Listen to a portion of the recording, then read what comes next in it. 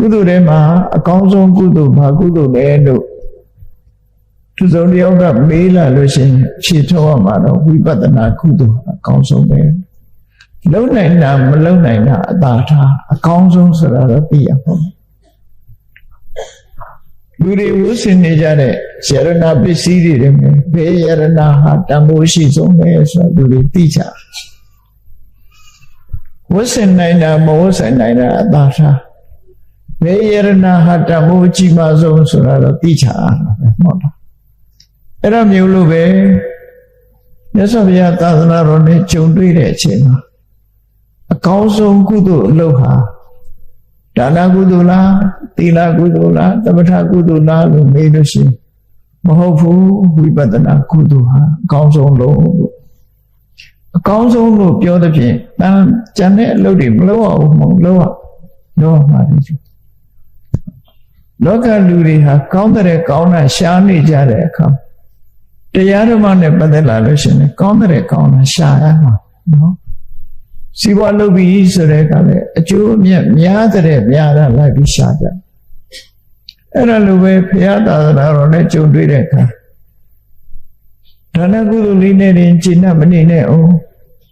သီလကုသိုလ်လေးနဲ့လည်းကျင့်တတ်မနေနဲ့အောင်ကျင့်တတ်မနေနဲ့ဆိုတာဒါနသီလပြည့်စုံပြီးတဲ့နောက်ဆက်လုပ်အောင်လို့ဆိုလို့နော်ဒါနကိုပြည့်ပယ်ရမှာပြောတာမဟုတ်ဘူးသီလကိုပြည့်ပယ်ရမှာပြောတာမဟုတ်ဘူးကိုယ်မှာဒါနကုသိုလ်တွေရပြီသီလကုသိုလ်တွေရပြီသမထကုသိုလ်တွေရပြီဆိုလို့ရှိရင်အကောင်းဆုံးကုသိုလ်မရသေးဘူးလို့ပြောမှာကုသိုလ်တော့ရပြီအကောင်းဆုံးကုသိုလ်မရသေးဘူးအကောင်းဆုံးကုသိုလ်ပါလဲဆိုဝိပဿနာကုသိုလ်ဝေလမသုတ်တံမှာမြတ်စွာဘုရားဟောထားတဲ့ကုသိုလ်ကောင်းမှုတွေထဲမှာအဆင့်ဆင့်ဘယ်ကုသိုလ်တဲ့ဘယ်ကုသိုလ်ကကောင်းတယ်ဆိုတာကိုဟောသွားတယ်ထင်တယ်ဒါနကုသိုလ်ထဲမှာကြောင်းဆောက်ပြီးတော့လှူတဲ့သတ္တုဒ္ဒိတသံဃာအရလေးမြဲနာကကြွလာတဲ့သံဃာတော်တွေကိုရည်စူးပြီးတော့တန်ခိကကြောင်းဆောက်လို့လှူတဲ့ဒါနကုသိုလ်ဟာကုသိုလ်ထဲမှာဒါနကုသိုလ်ထဲမှာအကောင်းဆုံးသူဆို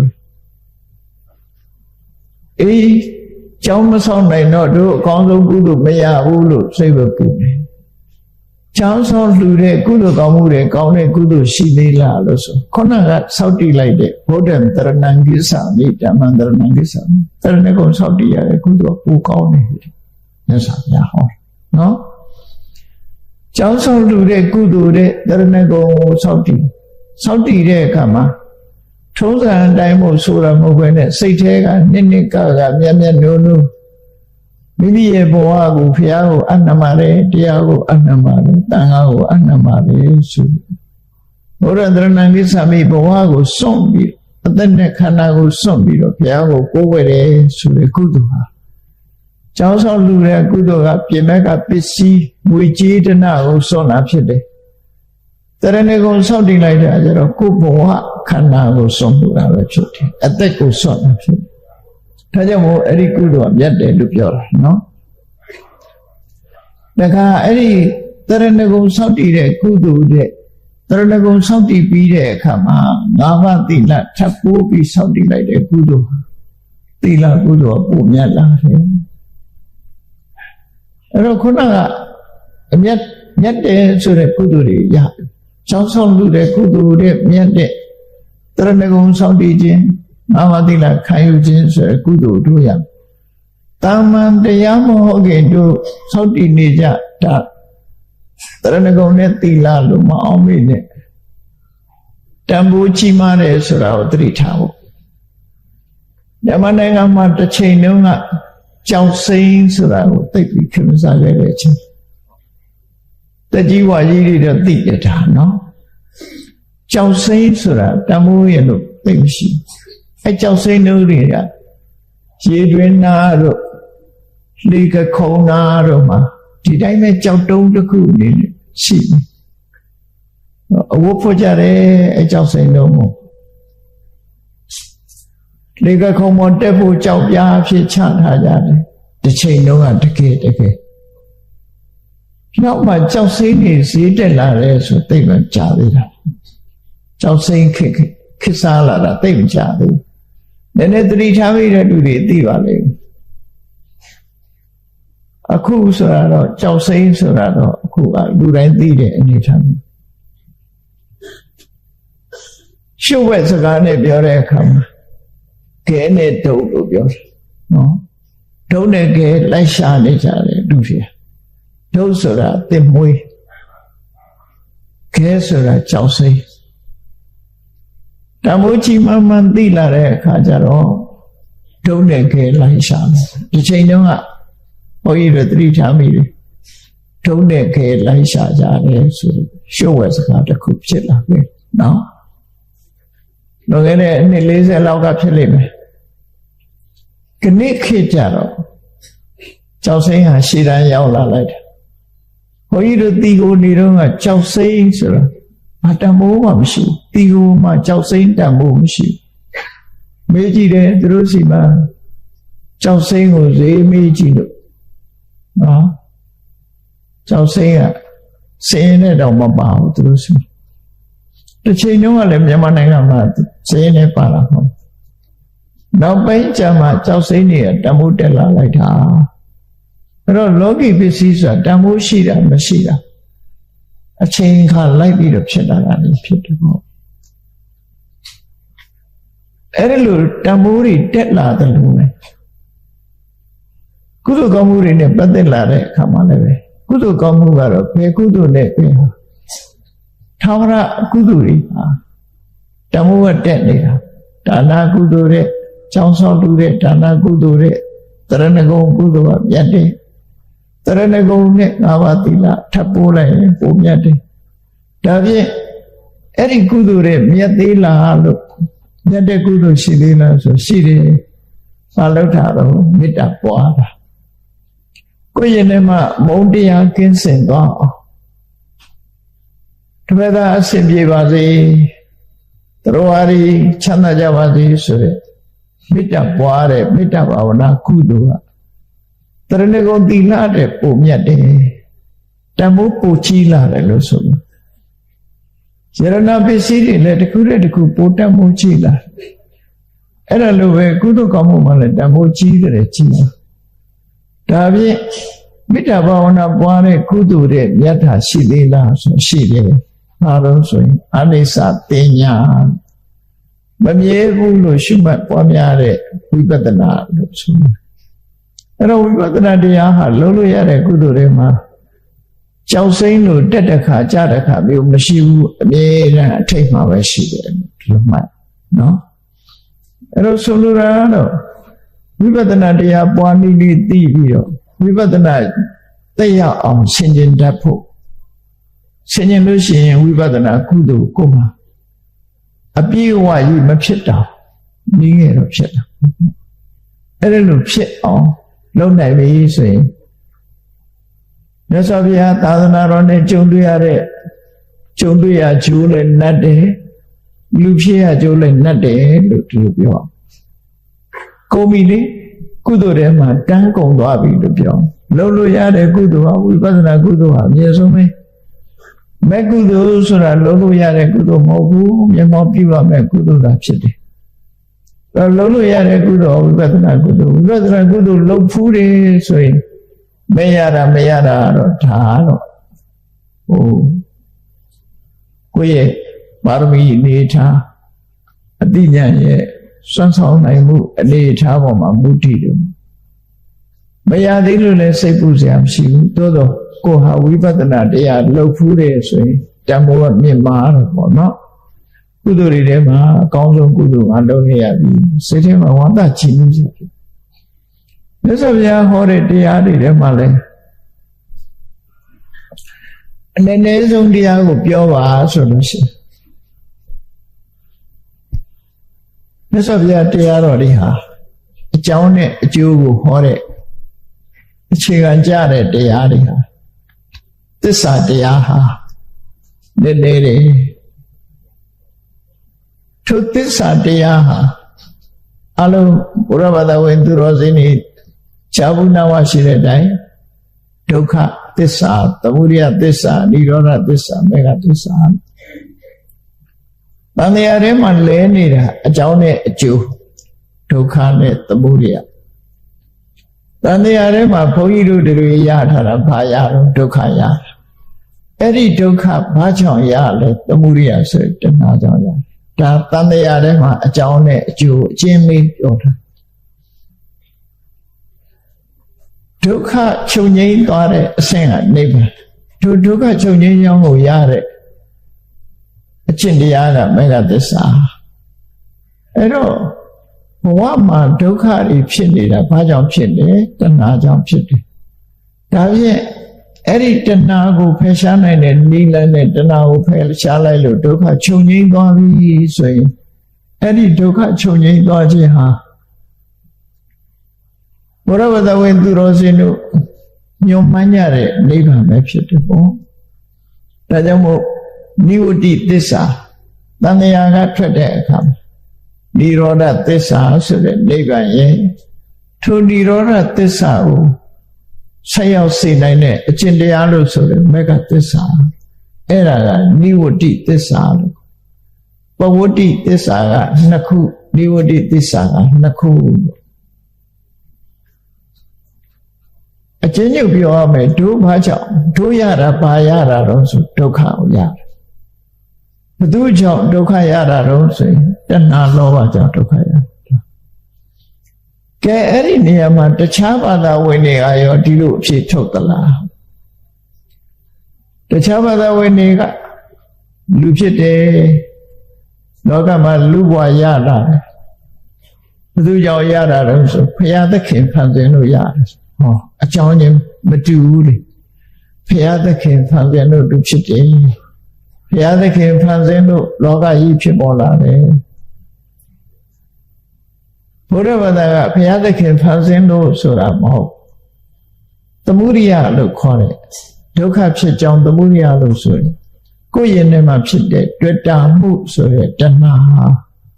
ဒုက္ခရခြင်းအကြောင်းပဲဘုရားသခင်လို့ပြောလိုက်တာအပြင်ဘက်ကဟာကိုပြောတာဖြစ်တယ်ကိုယ်ရင်ထဲကဟာပြောတာမဟုတ်ဘုရားဘာသာကျတော့ကိုယ်ရင်ထဲကအကြောင်းပဲရှာတယ်အပြင်ကအကြောင်းကိုရှာနော်ကိုယ်ရင်ထဲမှာတွေ့တာမှုတွေရှိနေကိုယ်ရမှာဒုက္ခအဲ့ဒီဒုက္ခတွေငြိမ်းသွားတဲ့အဆင့်ကိုនិရောဓလို့ခေါ်တယ်အဲ့ဒီនិရောဓဆိုတဲ့နိဗ္ဗာန်ရောက်ကြောင်းတရားဟာအကြောင်းတရားဖြစ်တဲ့တဏှာကိုဖယ်ရှားနိုင်တဲ့မေဃ၈ပါးအကျင့်တရားဆိုတာအမှန်သမ္မာဒိဋ္ဌိအမှန်မြင်ခြင်းသမ္မာသင်္ကပ္ပမှန်ကန်စွာတွေ့တော်နိုင်ခြင်းသမ္မာဝါစာသမ္မာကမ္မန္တသမ္မာအာဇီဝမှန်ကန်စွာပြောဆိုခြင်းမှန်ကန်စွာပြုလုပ်ခြင်းနဲ့မှန်ကန်တဲ့သမွေမှုသမ္မာဝေယမမှန်ကန်စွာကြိုးပမ်းအထောက်ခြင်းသမ္မာတတိမှန်ကန်စွာအမှတ်ရခြင်းနဲ့သမ္မာသမာဓိမှန်ကန်စွာစိတ်တည်ငြိမ်ခြင်းလို့ဆိုရယ်ဒီအမှန်ရှိချက်ဟာသမုဒိယကိုဖယ်ရှားပြီးတော့និရောဓကိုနိဗ္ဗာန်ကိုရောက်စေနိုင်တဲ့အကျင့်တရားလို့ပြောလိုက်မယ်ဆိုရင်သစ္စာ၄ပါးဟာအကြောင်းနဲ့အကျိုးတဏှာဘက်ကအကြောင်းနဲ့အကျိုးတဏှာကထွက်ကြောင်းနဲ့နိဗ္ဗာန်ရောက်ကြောင်းတရားနဲ့နိဗ္ဗာန်နိဝတ္တိသစ္စာအဲ့ဒီသစ္စာနှစ်ခုထဲမှာဒုက္ခသစ္စာနဲ့သမုဒယသစ္စာဟာ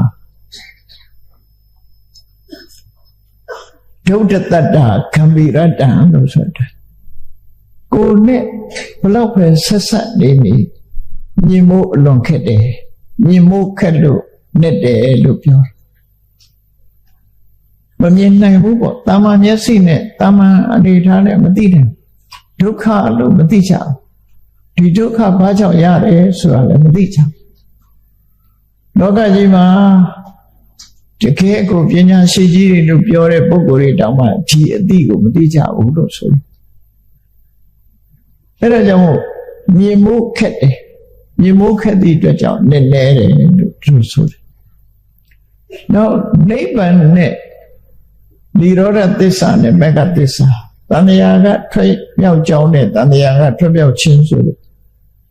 ဒီနှစ်ခုကြတော့ဂမ္ဗိရတ္တဒုဋ္ဌတ နဲ့လို့မမြင်နိုင်ဘူးလို့ပြောမတူကြဘူးနဲ့လို့မမြင်နိုင်တာတမန်အဖြစ်တိတမြင်တယ်လွယ်တာမဟုတ်ဘူး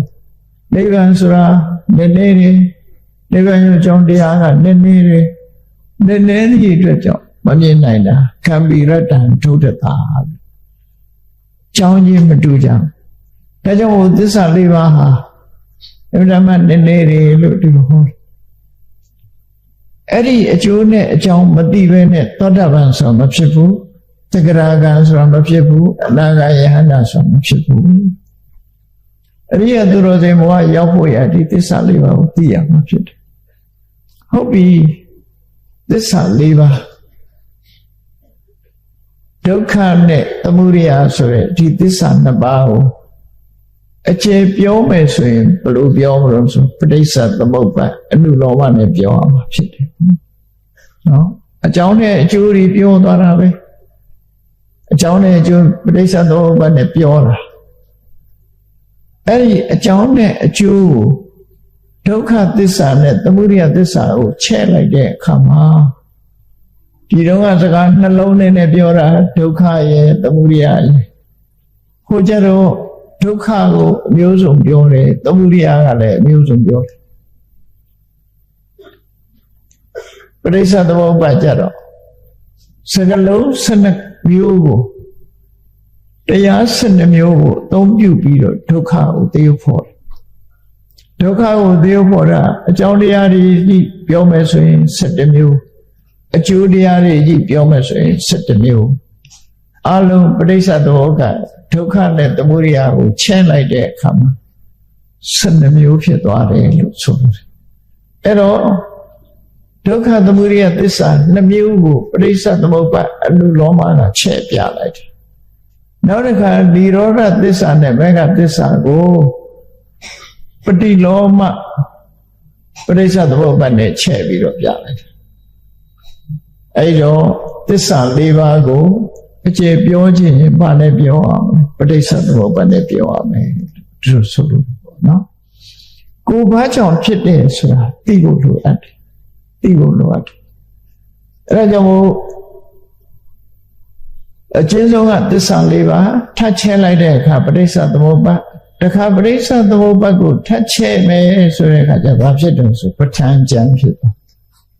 24ပစ္စည်းပဋ္ဌာန်း24ပစ္စည်းအဲ့တော့အကြောင်းနဲ့အကျိုးကိုရှင်းပြတဲ့မြတ်စွာဘုရားရဲ့တရားဒေသနာဒီကနေ့ခေတ်တော့ပဋ္ဌာန်းကရွတ်ဖို့လောက်ပဲဖြစ်နေတယ်နော်ရွတ်ဖို့လောက်ပဲဖြစ်နေအဲ့တော့မြတ်စွာဘုရားကဟောကြားလို့ရင်အကြောင်းနဲ့အကျိုးနှစ်ခုပြောတယ်အဲ့ဒီမှာအနုလောမပရိစ္ဆေသမုပ္ပါဒ်မှာအလုံးသိတဲ့အတိုင်းအဝိဇ္ဇာပိစ္ဆယသင်္ခါရပိစ္ဆယဝိညာဏနဲ့ဆိုပြီးအကြောင်းနဲ့အကျိုးတွေပြောသွားကြတာအကြောင်းက17မျိုးအကျိုးက17မျိုးအကြောင်း17မျိုးဆိုတာအဝိဇ္ဇာကစပြီးရေးကြည့်လိုက်အဝိဇ္ဇာသင်္ခါရဝိညာဏနာမရူပသလယရဏဖတ်တဝေဒနာသိညာဖတ်တဝေဒနာတဏှာဥပါဒံကာမဘဝဇာတိလို့17မျိုးအကြောင်းတရားအကျိုးကလည်း17မျိုးပဲအကျိုးကြပဲအစအရေးတော့ဆိုလို့ရှိရင်သင်္ခါရဝိညာဏနာမရူပသလယရဏဖတ်တဝေဒနာတဏှာဥပါဒံဘဝစရဇာတိစရမရဏလို့ပြောတာနော်အဲ့ဒီမဲ့အလုံးကအကြောင်းက17မျိုးအကျိုးက17မျိုးအကြောင်း17မျိုးကြောင့်အကျိုး17မျိုးဖြစ်တယ်လို့ဆိုတာဘာကူမြတ်စွာဘုရားကရှင်းလို့ရင်းလို့ဆိုဒီကောလေးမှာဧဝမေတ္တကေဝလတ္တဒုက္ခခန္ဓတនិရောဓဟောတိဖြစ်နေသမျှတွေဟာဒုက္ခတွေဖြစ်နေဒုက္ခတွေပဲဒုက္ခအစုအဲ့ဒီဒုက္ခအစုဟာအခုပြောတဲ့အဝိဇ္ဇာစတဲ့အကြောင်းတရားတွေကြောင့်ဖြစ်နေတာလို့ဘုရားသခင်ဖန်ဆင်းလို့ဆိုတာမဟုတ်ဘူးအကြောင်းပဲဖြစ်လာတယ်ဆိုတာလည်းမဟုတ်ဘူးအတိတ်ကလှုပ်ခဲ့လို့ဖြစ်တယ်ဆိုတာလည်းမဟုတ်ဘူးအကြောင်းပဲတဲ့ဖြစ်ချင်လို့ဖြစ်တယ်ဆိုတာလည်းမဟုတ်ဘူးလို့ဆိုတဲ့အသိဉာဏ်ကိုပေးတာပရိစ္ဆေသမုပ္ပါဒ်နော် ပရိစ္ဆသမုပ္ပါအဲ့တော့တရားနာတဲ့အခါမှာဇလန်းလေးကြီးလည်းမနာနဲ့အောင်ခန္ဓာကိုယ်ထဲမှာအသိဉာဏ်ရအောင်ကိုယ်တဏ္ဍမှာဘာတွေဖြစ်နေတယ်ဆိုတာရှင်းရှင်းလေးသိရအောင်ပရိစ္ဆသမုပ္ပါဒေသနာကဘာကူပြောတာလဲဆိုရင်ဒုက္ခနဲ့သမုဒယကိုချက်ပြောတယ်လို့သူမှတ်နော်ဒါဖြင့်တို့တွေလောကကြီးမှာဘာတွေရတာတော့ဆိုဒုက္ခပဲရတယ်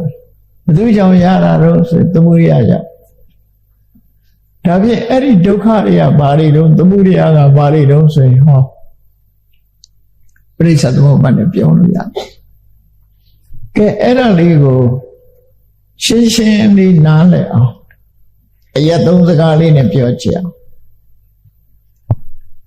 ပရိစ္ဆသမုပ္ပါဆိုတာတန်တရားကိုရှင်းပြတာဖြစ်တယ်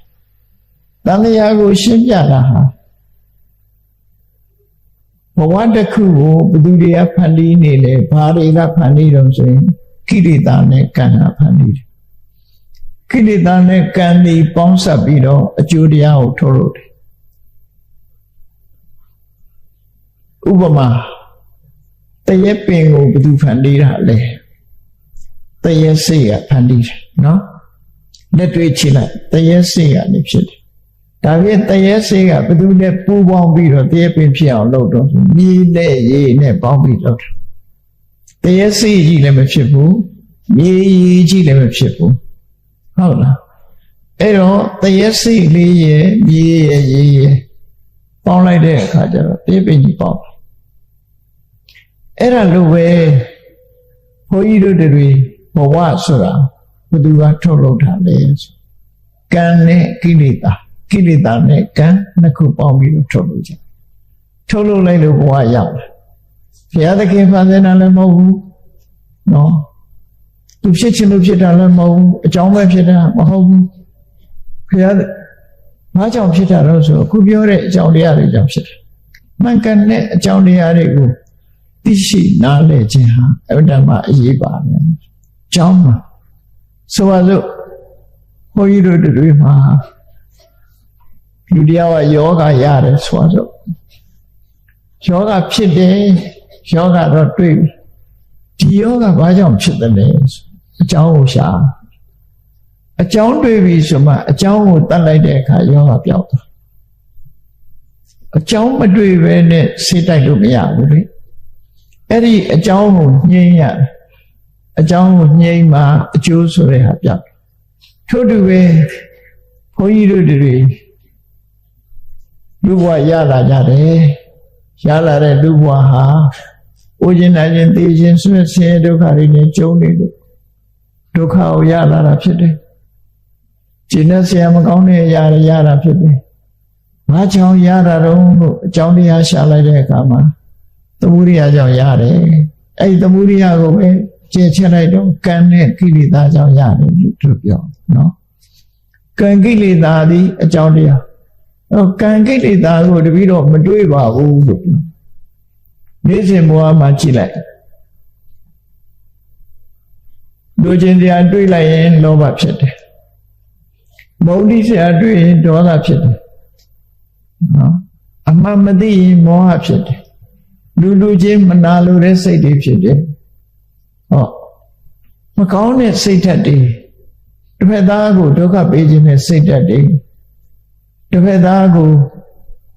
ဆင်းရဲဒုက္ခရောက်အောင်လုပ်ခြင်းနဲ့စိတ်ဓာတ်တွေမနာလိုတဲ့စိတ်တွေဝန်တူတဲ့စိတ်တွေအဲ့ဒါတွေကကိလေသာတွေပဲအဲ့ဒီမနာလိုတဲ့စိတ်နဲ့တစ်ခုလုံးလိုက်လို့ရှိရင်ကံဖြစ်သွားတယ်ကံဖြစ်တော့အောင်တွန်းထုတ်ပြီးပါဇက်ကထုတ်ပြောလိုက်တာဆိုရင်ဝစီကံဖြစ်သွားစိတ်ထဲကစိတ်ကူးတဲ့မနောကပါဇက်ကထုတ်ပြောလိုက်လို့ရှိရင်ကာယကဝစီကံဖြစ်တယ်ကိုယ်ကျတဲ့မောဟတွေကြောင့်တောအားပေးပြီးတော့ဖြစ်လိုက်တာတွေကကံတရားလို့ဒီလိုဆိုလို့တယ်နော်အဲ့တော့ကိုယ့်ရင်ထဲမှာဘုန်းကြီးတို့တွေနေ့စဉ်နဲ့အမျှဒီမျက်စိကမြင်လိုက်တဲ့အဆင်းအာရုံနဲ့ပတ်သက်ရဖြစ်စေနားနဲ့ကြားရတဲ့အတန်ပေါ်မှာပဲဖြစ်စေစိတ်ဝင်စားမှုဆိုတာဖြစ်လာ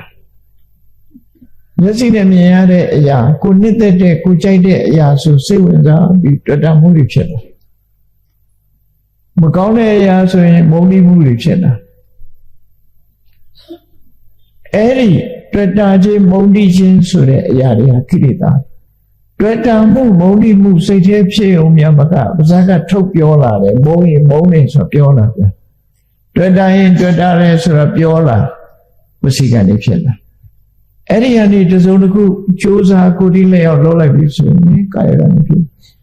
အဲ့တော့ကိလေသာနဲ့ကံနဲ့ကဒီလိုပေါင်းစပ်ပြီးလာကြကိလေသာနဲ့ကံနဲ့ပေါင်းစပ်အဲ့ဒီကိလေသာနဲ့ကံနှစ်ခုပေါင်းစပ်လိုက်တဲ့အခါအကျိုးတရားဆိုရလဒ်တစ်ခုပေါ်လာပြန်ဒီလိုဆိုလိုတယ်ပေါ့နော်အဲ့ဒါကိုစာပေလူပြောတော့ကံနဲ့ကိလေသာကကိလေသာဝကံကကာမဝသူတို့နှစ်ခုပေါင်းစပ်ပြီးတော့ထုတ်လုပ်လိုက်တာကဝိပါကဝဆိုဟောဝသုံးပါလို့ပြောတယ်နော်ဝသုံးပါဆိုလိုတာကအကြောင်းတရားကိုနှစ်ခုအကျိုးတရားကိုတစ်ခုပြောလိုက်တယ်ရှင်းရှင်းလေးအရာစကားနဲ့ပြောရမယ်ဆိုရင်ဘယ်လိုပြောပစ္စည်းတစ်ခုကိုလိုချင်တယ်လိုချင်တာကကိလေသာလိုချင်လို့ရအောင်လုပ်တာကကံတရားရလာတာကဝိပါကအကျိုးတရား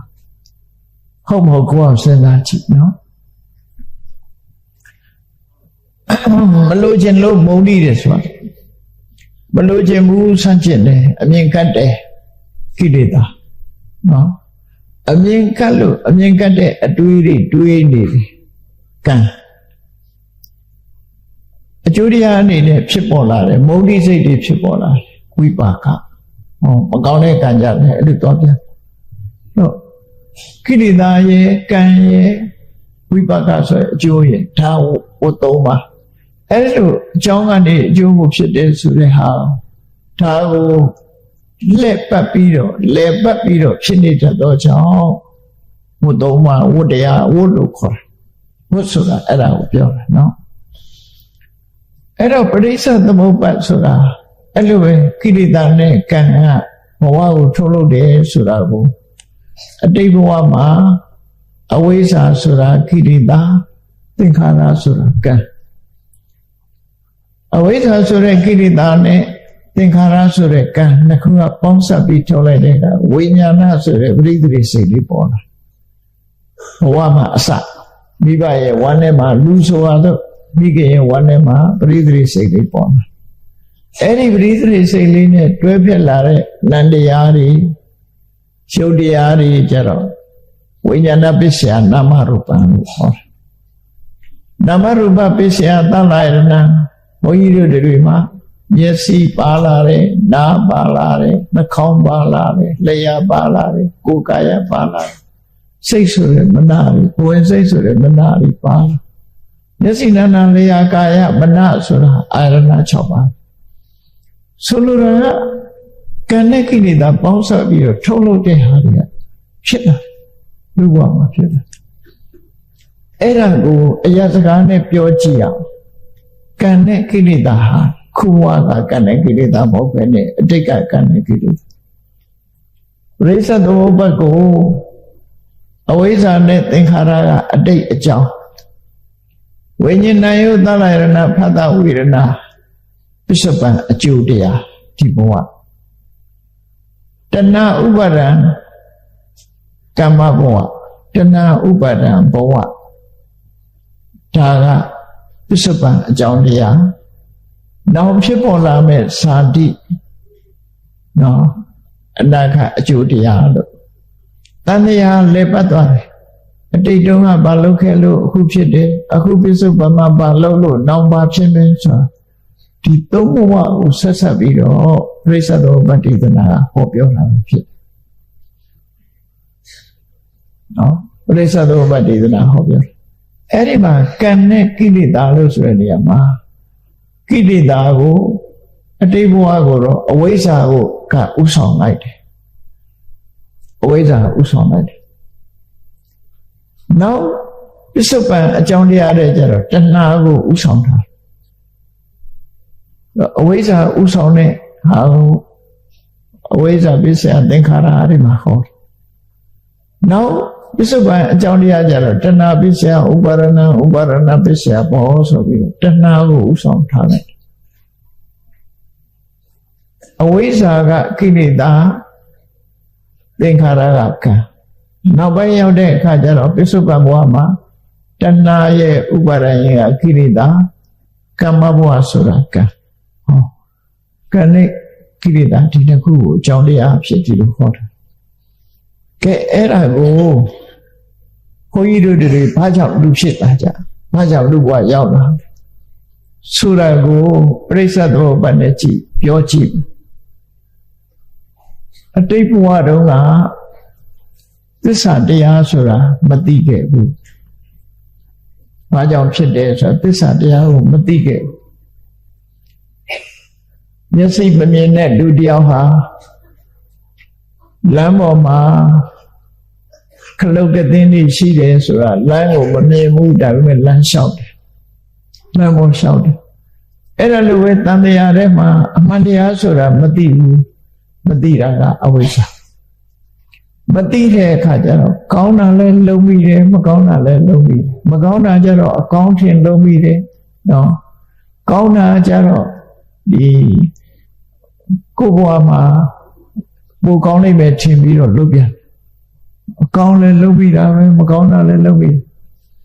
ကဲအတိတ်ဘဝတုန်းကမျက်စိမမြင်တဲ့ပုဂ္ဂိုလ်တယောက်ဒီလမ်းလျှောက်ခဲ့တယ်လို့ပဲအမှန်တရားကိုမသိဘူးမသိသည့်အတွက်ကြောင့်လုံပြီးလုံရလုံတယ်အမှန်တရားကိုမသိတာကအဝိဇ္ဇာလုံပြီးလုံရလုံတယ်ဆိုတာသင်္ခါရဒါတိတ်ဘဝမှာအဲ့လိုလုပ်လိုက်တော့ကိုယ်ရင်ထဲမှာဘာတွေဖြစ်တုံးကိလေသာနဲ့ကံဖြစ်လာအဲ့ဒီကိလေသာနဲ့ကံဖြစ်လာတဲ့အခါဘာတွေရလာတာတော့ကြည့်ဘုန်းကြီးတို့တွေတိတ်ဘဝတုန်းကအဲ့လိုလုပ်ပြီးအခုလူဖြစ်လို့မွေးလာတဲ့ဆိုတာလူဘဝမှာဘာတွေရှိတော့လို့တွေ့ကြည့်လိုက်ရှင်ထဲမှာအသိစိတ်မရှိဘူးလားအဲ့ဒါကိုဝိညာဏလို့ခေါ်တယ်နော်ဝိညာဉ်နဲ့ပြောတာတွေကတချို့ဟာစိတ်ကိုညှို့တာမဟုတ်ဘဲနဲ့ပရလောကကဝိညာဉ်မမြင်ရတာတွေကိုညှို့ပြီးဝိညာဉ်ပြောနေကြတာနော်မိခင်ရဲ့ဝမ်းနဲ့မှာပထမဆုံးဖြစ်တဲ့အသိစိတ်ကလေးအခုလည်းပဲအသိစိတ်တွေရှိနေကြတယ်လူတွေအဲ့ဒီအသိစိတ်လေးနဲ့တူတကွာရှင်တွဲဖြစ်တာနော်အသိစိတ်လေးကပထမဆုံးပေါ်လာတာမဟုတ်ဝိညာဏကိုရလာတာနံပါတ်1ဝိညာဏရတဲ့အခါကျတော့ထိုဝိညာဏနဲ့ရှင်ပြီးတော့ဖြစ်ပေါ်လာတဲ့ဖတ်တာဝေဒနာသင်ညာသင်္ခါရဆိုတဲ့စေတသိက်တွေပါလာလောဘတွေပါလာတယ်ဒေါသတွေပါလာတယ်ပေါ့ဒီလိုပေါ့နောက်ပိုင်းမှာပါလာရှေ့ပိုင်းမှာတော့ဒီဖတ်တာဝေဒနာစားတဲ့စေတသိက်တွေပေါ်လာတယ်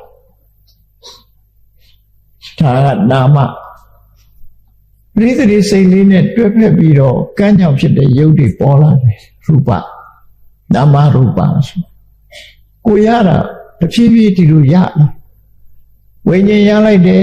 နာနဲ့ရုပ်ရလိုက်တယ်ပြီးတဲ့အခါကျတော့ရုပ်ထဲမှာတို့နာနဲ့မှာတို့ဘာတွေပါလာတော့ဆိုမျက်စိနာနာလျာကာယမနဆိုတာပါလာပြန်အဲ့ဒါကိုအာယရဏ6ပါးသလယတနာလို့ခေါ်တယ်အဲ့ဒီ6ပါးပေါ်လာတဲ့အခါကျတော့လူဆိုတာမျက်စိရှိတော့အစဉ်အာယုံနဲ့ဆက်သွယ်သွားနားရှိတော့အသံအာယုံနှာခေါင်းရှိတော့အနံ့အာယုံလျှာရှိတော့အရသာအာယုံကိုယ်ကာယရှိတော့အထိတွေ့အာယုံအဲ့ဒါနဲ့ဆက်စိတ်ရှိသည့်အတွက်ကြောင့်ကြံတွေးသည့်အာယုံနဲ့ဆက်သွယ်သွားအာယုံနဲ့စိတ်နဲ့ဆက်သွယ်တာကိုဖတ်တာလို့ခေါ်တယ်ဖတ်တာကြောင့်အာယုံနဲ့စိတ်ဆက်သွယ်သွားတယ်ဆက်သွယ်သွားတဲ့အခါကျတော့ဘာဖြစ်တယ်စိတ်ရဲ့ခံစားမှုတွေပေါ်လာတယ်ဝေဒနာကြည့်လေမျက်စိအမြင်ပြီးတော့ကိုကြိုက်တာလေးမြင်နေစိတ်ချမ်းသာလိုက်တာလို့မပြောဘူးလားကိုမကြိုက်တာတွေးပြန်တော့လေဟုတ်လားစိတ်မကောင်းဖြစ်လိုက်တာလို့ပြောပြန်စိတ်ထဲမှာဒီဝမ်းသာခြင်းဝမ်းနည်းခြင်းဆိုတာဖြစ်လာအဲ့ဒါတွေကစိတ်ရဲ့ခံစားချက်လို့ခေါ်ကဲလူဆိုတာကြည့်လိုက်ဒီတဲ့ဘာပို့လို့လဲကျန်တာတွေကနောက်မှရှားယူထားတာလေအမေမွေးတော့ကလူရဲ့ခန္ဓာကိုယ်မှာဒါပဲမဟုတ်လားစိတ်ရဲ့နော် ရှုပ်ဒီနန္ဒီရဲ့အာရဏ6ပါးရဲ့အာရဏ6ပါးကြောင့်အာယုန်နဲ့ဆက်သွယ်မှုတွေဖတ်တာဆိုတာတွေတွေ့တယ်စိတ်ခံစားမှုဆိုတာတွေရလာအဲ့ဒါကိုလူဘဝလို့ခေါ်တာပဲလူဘဝတရားကိုအချင်းချုပ်ပြီးတော့ဟောလိုက်တဲ့အခါပရိစ္ဆေသမုပ္ပါဒ်မှာလူဘဝဆိုတာဘာလဲဝိညာဉ်နာယုတ်သလယရဏဖတ်တာဝေဒနာဒါလူဘဝဒါဖြင့်ဒီရင်ရတလားစိတ်ခံစားမှုဖြစ်လာတဲ့အခါကျတော့ဒီပစ္စုပန်ဘဝမှာဘာတွေလာပြန်တော့ဆိုစိတ်ခံစားမှုကကျဉ်းစရာကောင်းတယ်ကျဉ်းစရာမကောင်းဘူးဆိုတာလာတယ်ဒုက္ခလာမယ်ဒုက္ခလာမယ်ဒုက္ခလာတဲ့အခါကျတော့တဏှာဖြစ်လာပြန်တော့လူချင်းပြန်တယ်နောက်တစ်ခါဒုက္ခဖြစ်လာပြန်တော့လည်းပဲကောင်းတာကိုလူချင်းပြန်တယ်ပေါ့ဒီလိုပေါ့တဏှာပစ္စယဒီဝေဒနာပစ္စယတဏှာဒုက္ခဝေဒနာပစ္စယတဏှာဒုက္ခဝေဒနာပစ္စယဒေါသောဆိုတာမျိုးဖြစ်လို့ရတယ်ပေါ့အကုသိုလ်ပြန်ဖြစ်လာပြန်မို့ပြောတာနော်စိတ်ခံစားမှုကိုအကြောင်းပြုပြီးတော့လောဘဖြစ်လာတယ်နောက်တစ်ခါဒေါသဖြစ်လာတကယ်ကတော့တဏှာကပုတ်ပြီးတော့လွှမ်းမိုးတာဖြစ်တော့ကြောင့်ဒုက္ခဝေဒနာနဲ့တွေ့ရင်လည်းပဲတဏှာဖြစ်တယ်ဒုက္ခဝေဒနာနဲ့တွေ့ရကြတော့ဘလို့တဏှာဖြစ်တော့ဆိုအဲ့ဒီဒုက္ခကိုယုံမုန်းတယ်ဒုက္ခကိုလိုချင်တယ်ဆိုတဲ့တဏှာဖြစ်ပြန်နော်ဒုက္ခိဒုက္ခံပက္ခယတိဒုက္ခရောက်နေတဲ့ပုဂ္ဂိုလ်ကဒုက္ခကိုလိုချင်တာဒုက္ခိပယောပိအစ္စတိချမ်းသာတဲ့လူကပိုချမ်းသာချင်တယ်အဲ့တော့ဝေဒနာပစ္စယတဏှာဆိုတာထပ်ပိုးပြီးတော့ဖြစ်လာပြန်ကိလေသာတွေဖြစ်လာပြန်တဏှာဖြစ်တဲ့အခါကျတော့တွေ့တာမှုဆိုတဲ့ဆွလန်းမှုဆိုတဲ့ဥပါဒံရောက်လာဥပါဒံရောက်လာတဲ့အခါဆွလန်းတွေ့တာမှုကိုဥဒိချက်ထားပြီးတော့အလုပ်တွေလုပ်လာပြန်တယ်ပြောလာပြန်တယ်အလုပ်ကိုယ်ဒီလေးအောင်လုပ်လာပြန်တယ်ကံတရားတွေဖြစ်လာပြန်တယ်အဲ့ဒါကမ္မဘဝကမ္မဘဝကြောင့်ရလာမှာတော့ဥပပတ္တိဘဝဆိုတဲ့ခန္ဓာပဲဖြစ်တယ်ဟောပစ္စုပန်မှာဝိညာဏယုတလရဏဖတ်တာဝေဒနာဆိုတာအတိတ်ကကြောင့်ဖြစ်လာတဲ့လူဘဝအဲ့ဒါတွေရဲ့ဆက်သွယ်မှုကြောင့်ထပ်ပိုးပြီးတော့တိုးတက်လာတာတွေကတဏှာဥပါဒံကမ္မဘဝဒါတွေထပ်တိုးလာနော်။အိုများလာပြီးတဲ့အခါကျကမ္မဘဝပြီးတော့ဘာဖြစ်လဲဆိုကမ္မဘဝပစ္စယဇာတိဆိုနောက်ဘဝတစ်ခါပြန်မွေးပြန်တယ်နော်ဒီဘဝမွေးတာကဝိညာဉ်ဒီဝိညာဉ်မွေးပြီးဝိညာဉ်နဲ့စပြီးတော့ဝိညာဏသလရဏဖတ်တာဝေဒနာအကြောင်းတရားတွေကတဏှာဥပါဒံကမ္မဘဝဆိုပြီးတော့ပစ္စုပန်မှာအကျိုးတရား5ပါးအကြောင်းတရား3ပါးဒီမှာထားအဲ့ဒီမှာအဝိဇ္ဇာနဲ့သင်္ခါရပေါင်းထည့်လိုက်ရင်အကြောင်းတရားလည်း5ပါးအလုံး5ပါးစီတွက်လို့ရတယ်ပေါ့နောက်အနာဂတ်အကျိုးကြတော့ဇာတိဆိုပြန်လေးမွေးဖွားခြင်းဆိုတာရတယ်အဲ့တော့တန်တရားမှာကံနဲ့ကိလေသာတွေပေါင်းစပ်ပြီးတော့ဘဝတစ်ခုဆိုဒီလိုရအဲ့လိုရပြီးတော့ဘဝမှာတန်တရားထဲမှာမဆုံးနိုင်တဲ့တန်တရားခရီးကိုမွေးလိုက်တဏှာဥပါဒံကမ္မဘဝတွေပေါ်လိုက်နောက်ထပ်ပြန်မွေးလိုက်တဏှာဥပါဒံကမ္မဘဝတွေပေါ်လိုက်တယ်အမှန်မသိတဲ့မြတ်ကာလပတ်လုံးဘဝတန်တရားကြီးကရဆိုင်လို့မရအောင်ဒုက္ခတွေဆက်ဖြစ်နေတယ်ဆိုတော့ပရိစ္ဆေသမုပ္ပါဒ်က3ဘဝနဲ့ရှင်းပြအဲ့3ဘဝနဲ့ရှင်းပြတဲ့ဒီပရိစ္ဆေသမုပ္ပါဒ်ထဲမှာပါတဲ့တရားတွေကိုဝိပဿနာရှုရင်ဘယ်လိုရှုမလဲကြည့်ဝိပဿနာတရားကိုဘယ်လိုရှုမလဲဆိုပစ္စုပန်ဘဝမှာဘုန်းကြီးတို့တွေဘာတွေဖြစ်လဲအလုံးစဉ်းစားကြည့်လိုက်ရင်ပေါ်ပါတယ်မျက်စိရှိတယ်မဟုတ်လားမျက်စိရှိတော့မြင်စရာအာယုံမြင်ရတယ်မျက်စိကတစ်ခုမြင်စရာအာယုံကတစ်ခုနှစ်ခုနော်မျက်စိကိုဝတ္ထုလို့ခေါ်တယ်မိယာစိတ်ရဲ့မိယာဖြစ်လို့မျက်စိကိုဝတ္ထုမျက်စိမှာပေါ်လာတဲ့အာယုံကိုအစင်းအာယုံလို့ခေါ်တယ်မျက်စိနဲ့အစင်းနှစ်ခုစုပ်ပြီးလိုက်တဲ့အခါမှာမြင်တယ်လို့ဆိုတဲ့စိတ်ပေါ်လာတယ်မြင်သိစိတ်ပေါ်လာတယ် မြင်သိစိတ်ပေါ်လာအဲ့လိုမြင်သိစိတ်ပေါ်လာတယ်နှစ်ခုဆုံမိခြင်းဟာဒီကမြင်သိစိတ်ပေါ်လာခြင်းကြောင့်မြင်သိစိတ်ကနေပြီးတော့အလုံးသုံးခုပေါင်းမိသွားတယ်မျက်စိရဲ့အစင်အာယုံရဲ့မြင်သိစိတ်ရဲ့သုံးအဲ့သုံးခုဆုံသွားတဲ့အခါမှာတေနံသင်္ကတိဖတ်တော်ဆိုပြီးတော့ဖတ်တာဝင်လာတဲ့အခါမှာဖတ်တာကိုအကြောင်းပြုပြီးတော့စိတ်ခံစားမှုဆိုပေါ်လာတယ်ဖတ်တာဖြစ်ရှာဝေဒနာနောက်တစ်ခါဝေဒနာဖြစ်လာတဲ့အခါကျဒီနေရာမှာကမ္မထာမရှုနိုင်ဘူးဆိုရင်ဘာဖြစ်လာတော့ဆိုဝေဒနာဖြစ်ရှာတဏှာဖြစ်ရှာဥပါရဏဖြစ်ရှာဘောဆိုဖြစ်သွားပြီအဲ့ဒီနေရာလေးမှာဝိပဿနာရှုရမယ်လို့သူပြောတယ်နော်အဲ့တော့ဝိပဿနာရှုတယ်ဆိုတာတခြားဟာကိုရှာရှုနေရတာမဟုတ်ဘူးဒီထဲမှာကြည့်ကိုယ်မှာမျက်စိဆိုတဲ့အစင်းဒီနာယုတ်ထဲမှာရုပ်အနေနဲ့ပါတယ်ဒီမျက်စိဆိုတဲ့စက္ခုဝတ္ထုရဲ့မျက်စိရဲ့မြင်လာတဲ့အစင်းရဲ့ဒီနှစ်ခုကယုံနှစ်ခုအဲ့ဒီယုံနှစ်ခုကိုပေါင်းစပ်ပြီးတော့ဆုံပြီးတဲ့အခါမှာမြင်သိစိတ်ဆိုတဲ့စိတ်ဖြစ်ပေါ်လာတယ်အဲ့ဒါကိုမြတ်စွာဘုရားကမ္မထာရှုဘယ်လိုနှလုံးသွင်းရမလဲမျက်စိဆိုတဲ့စက္ခုပတာရယုံလေးဟာမမြဲဘူးအဲ့ဒီမမြဲတဲ့စက္ခုပတာရယုံလေးနဲ့ထင်ဟပ်လာတဲ့အစင်းအာယုံဆိုတာလည်းမမြဲဘူးမမြဲတဲ့စက္ခုပတာရရဲ့အစင်းအာယုံရဲ့ထိုနှစ်ခုကိုပေါင်းစုံမှုခြင်းကြောင့်ဖြစ်ပေါ်လာတဲ့မြင်သိစိတ်ကလေးကလည်းမမြဲဘူးဟောတာဝိပဿနာရှုတဲ့နည်းပဲနော်ဝိပဿနာရှုလိုက်တယ်အဲ့လိုဝိပဿနာရှုလိုက်တဲ့အခါမှာမတွေးလာတော့ဆိုသုံးခုဆုံခြင်းကြောင့်ဖြစ်လာတော့ဖတ်တာအဲ့ဒီဖတ်တာဟာလည်းမမြဲဘူးဖတ်တာကြောင့်ဖြစ်ပေါ်လာတဲ့ဝေဒနာအဲ့ဒီဝေဒနာဟာလည်းမမြဲဘူးလို့ဝိပဿနာရှုရမှာဖြစ်တယ်အဲ့လိုရှုတဲ့အခါမှာမနိုင်လေးတဲ့အခါကျဘာဖြစ်လာတတိလွတ်သွားပြီဆိုလိုက်တဲ့အခါမှာမြင်တဲ့အစင်းပေါ်မှာလူကလှတယ်မလှဘူးဆိုတဲ့အတွေးတွေဝင်လာတတိလွတ်သွားရင်လှတယ်မလှဘူးဆိုတဲ့အတွေးဝင်လာတာနဲ့ဘာဖြစ်တော့ဆိုရင်နော်အစင်းအာယုန်နဲ့ပတ်သက်လာပြီးတော့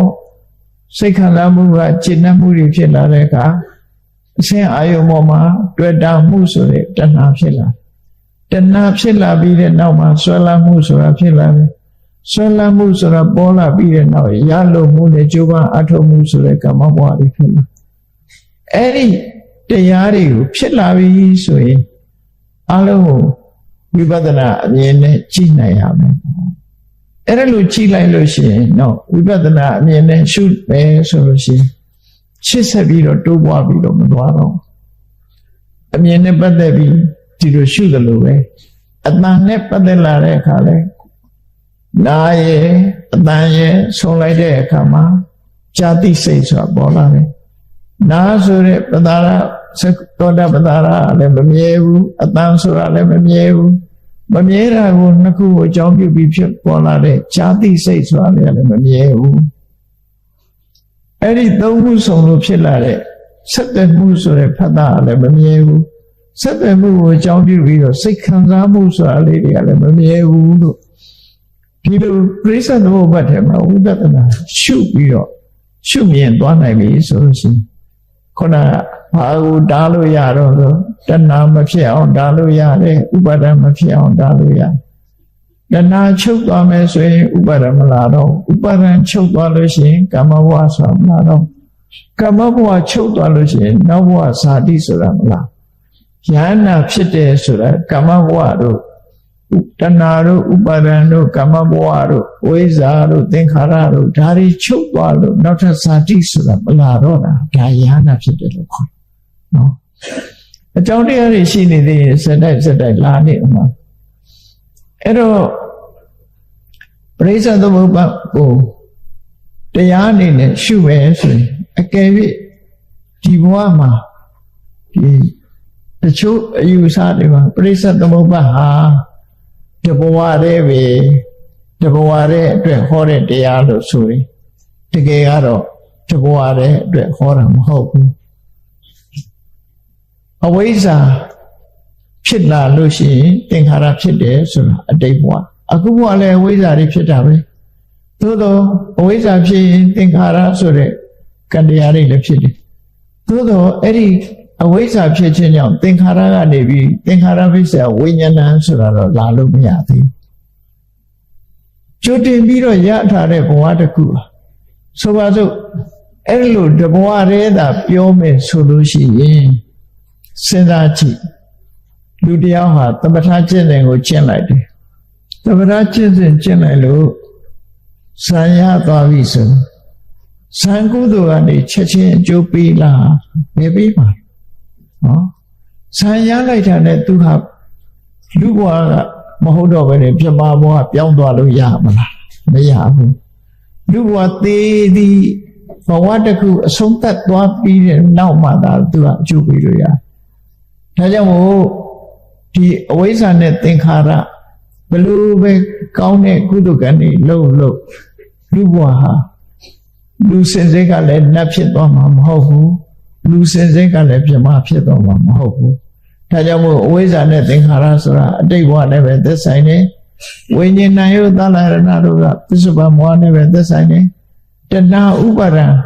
ကမ္မဘဝလို့ဆိုတာလည်းပစ္စုပန်ဘဝနဲ့ပဲသက်ဆိုင်တယ်လို့သုံးဘဝတန်မြာကိုရှင်းပြတဲ့ဒီတရားဒေသနာဖြစ်လို့အကြောင်းနဲ့အကျိုးဆက်ဆက်ပြီးတော့ဝိပဿနာတရားကိုရှုမှတ်ပွားများမယ်ဆိုလို့ရှိရင်အဝိဇ္ဇာကိုဝိဇ္ဇာမှန်သိတယ်တဏှာကိုတဏှာမှန်သိတယ်ကိုယ်ရင်ထဲမှာဖြစ်တာဩငါမှတွေ့တာစိတ်တွေဖြစ်နေပါလားငါမှစိတ်ထဲမှာဆွဲလန်းနေပါလားဆိုတာတွေကိုသိလာပြီဆိုလို့ရှိရင်အဲ့ဒီသိတဲ့ဝိပဿနာဉာဏ်ကတွေ့တာမှုကလည်းမမြဲဘူးဆွဲလန်းမှုကလည်းမမြဲဘူးလို့ဝိပဿနာဉာဏ်နဲ့ရှုမြင်သုံးသပ်လိုက်လို့ရှိရင်ရှေ့တိုးမလာတော့ဘဲနဲ့ရော့ကျသွားတာပဲဖြစ်တယ်ပေါ့အဲ့ဒီလိုရော့ကျသွားအောင်ဝိပဿနာတရားနဲ့ကိုယ်ရင်ထဲမှာဖြစ်ပေါ်လာတဲ့ကံနဲ့ကိလေသာတွေကိုဟန်တာရမှာပဲဖြစ်တယ်အဲ့ဒီလိုဟန်တာနိုင်လို့ရှိရင်အဆိုးတရားတွေဟာရင်ထဲမှာပွားများမလာတော့ဘဲနဲ့ရော့တဲ့ရော့လာပြီးနောက်ဆုံးမှာဒီအကြောင်းတရားတွေချုပ်သွားလို့ရှိရင်အကျိုးတရားတွေချုပ်ငြိမ်းခြင်းဆိုတဲ့နိဗ္ဗာန်ဆိုတာနဲ့နိစ္စပြီးတော့လာတာပဲဖြစ်တယ်အကယ်၍ဒီအကြောင်းတရားတွေကတိုးတဲ့တိုးလာမယ်ဆိုရင်နိဗ္ဗာန်နဲ့တော့ဝေးနေဥမှာပဲအဝိဇ္ဇာတွေကလည်းတိုးတယ်သင်္ခါရတွေကလည်းတိုးတယ်တဏှာတွေဥပါဒဏ်တွေကမ္မဘဝတွေကလည်းတိုးနေတယ်ဆိုရင်နိဗ္ဗာန်နဲ့ဝေးမှာပဲအဲ့ဒီအဝိဇ္ဇာတဏှာဥပါဒဏ်သင်္ခါရဘဝဆိုတဲ့ကံနဲ့ကိလေသာတွေရောပါသွားလို့ရှိရင်ဒီဘဝကိုဖန်တီးတတ်တဲ့အကြောင်းတရားတွေချုပ်သွားလို့ရှိရင်ဘဝကလည်းပဲငြိမ့်သွားတယ်အကြောင်းချုပ်ရင်အကျိုးချုပ်တယ်ဆိုတဲ့အတိုင်းပဲအကျိုးချုပ်အောင်ဘယ်လိုလုပ်အောင်အကြောင်းချုပ်အောင်ဘာနဲ့လုပ်အောင်မလို့ဆိုဝိပဿနာတရားကိုပွားများအထောက်အောင်ဝိပဿနာတရားပွားများအထောက်ခြင်းဖြင့်အမှန်သိလာတဲ့အခါမှာသမ္မာဒိဋ္ဌိဆိုတာဖြစ်လာတယ်အမှန်တွေးတဲ့သမ္မာသင်္ကပ္ပဆိုတာဖြစ်လာတယ်မှန်ကန်တဲ့ကြိုးစားမှုဆိုတဲ့သမ္မာဝါယာမဖြစ်တယ်မှန်ကန်စွာသိမှတ်ခြင်းဆိုတဲ့သမ္မာတတိမှန်ကန်စွာစိတ်တည်ငြိမ်ခြင်းဆိုတဲ့သမ္မာသမာဓိလို့ဆိုတဲ့ဒီမှန်ကန်မှုသီလကိုအခြေခံပြီးတော့သမ္မာဝါစာသမ္မာကမ္မန္တသမ္မာအာဇီဝဆိုတဲ့သီလကိုအခြေခံပြီးတော့ဝိပဿနာအလုပ်ကိုအထုတ်တဲ့ဒီမဂ်ခင်တရားတွေနဲ့ပေါင်းစပ်ပြီးသွားလို့ရှိရင်ကံနဲ့ကိလေသာတွေဟာချုပ်ငြိမ်းသွားရောအဝိဇ္ဇာဆိုတဲ့ကိလေသာတဏှာဆိုတဲ့ကိလေသာဥပါဒံဆိုတဲ့ကိလေသာအဲ့ဒီကိလေသာတွေချုပ်ငြိမ်းသွားရင်သင်္ခါရဘဝဆိုတဲ့ကံတရားတွေဟာအလုံးမဖြစ်တော့လို့ရှိရင်ဘဝတစ်ခုကိုမထုတ်လုပ်နိုင်တော့ကိလေသာကုန်လို့ရှိရင်ကံကုန်တယ်ကိလေသာချုပ်ရင်ကံချုပ်တယ်ကိလေသာကိုဘာနဲ့ချုပ်အောင်လုပ်မလဲဆိုဝိပဿနာရှုရင်းကနေရလာတဲ့မဲ့နဲ့ကိလေသာကိုချုပ်သွားမှာဖြစ်တယ်အဲ့ဒါပရိစ္ဆသမုပ္ပါဒ်ကိုဝိပဿနာအနေနဲ့ရှုမှတ်ပွားများခြင်းလို့အချင်းချုပ်အားဖြင့်ဒီလိုမှတ်သားနားလည်ကြမှာဖြစ်ပါတယ်တရားချစ်ခင်သူတော်စင်ပြိဿပေါင်းတို့မြတ်ဗုဒ္ဓရဲ့အဆုံးအမတရားတော်တွေဟာဘဝတန်တရားကို ရှင်းရှင်းပြတ်ပြတ်နားလည်အောင်လုပ်ပြီးကိုယ့်ဘဝကိုတန်မြတ်ဝကလွတ်ချင်တယ်ဆိုရင်ဒီလမ်းမှတပါတခြားလျှောက်เสียမရှိဘူးနိဗ္ဗာန်သွားခြင်းနဲ့ဆိုရင်ထိုင်ဆူတောင်းနေလို့တော့မရဘူးဒီလမ်းကြောင်းကရှောက်မှသာလေနိဗ္ဗာန်ဆိုတာရောက်တယ်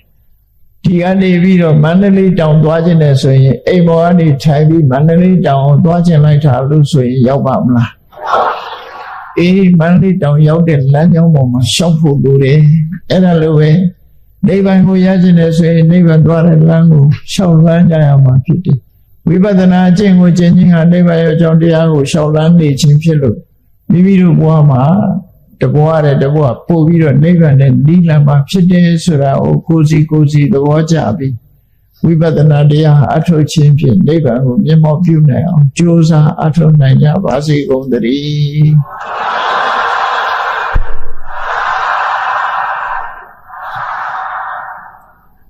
မေတ္တာပို့ရအောင်တတ္တဝါများစွာေယံကွာချမ်းသာကြပါစေတတ္တဝါများစွာေယံကွာချမ်းသာကြပါစေမေတ္တာရေချမ်းသုံးငါဖြံ